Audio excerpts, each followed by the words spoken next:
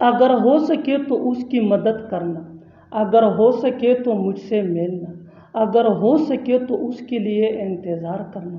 ایسے جملے ہم اپنی ڈے ٹو ڈے لائف یعنی روزمرہ زندگی میں ضرور بولتے یا سنتے ہیں۔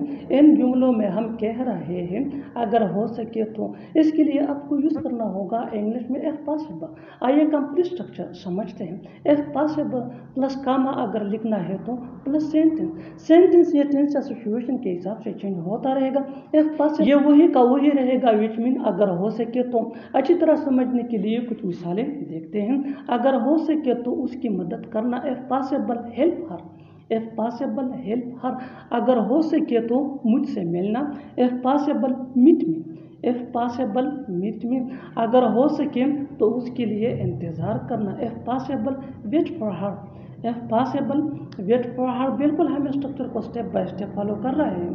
آپ بھی اسٹرکچر کی مدد سے سیکھ سکتے ہیں، بنا سکتے ہیں ایسے بہت سی جملے انگریزی زبان میں آسانی سے that can be really help for you, which can take you from basic to advance level. اچھی طرح سمجھنے کے لیے ایک اور مثال دیکھتے ہیں۔ One more example for better understanding. اگر ہو سکے تو سبزی لے آنا، اگر ہو سکے تو سبزی لے آنا، if possible get vegetable, if possible get vegetable. اور آخر میں یہ سینٹینس آپ کے لیے کامن سیشن میں اس کا جواب ضرور دینا۔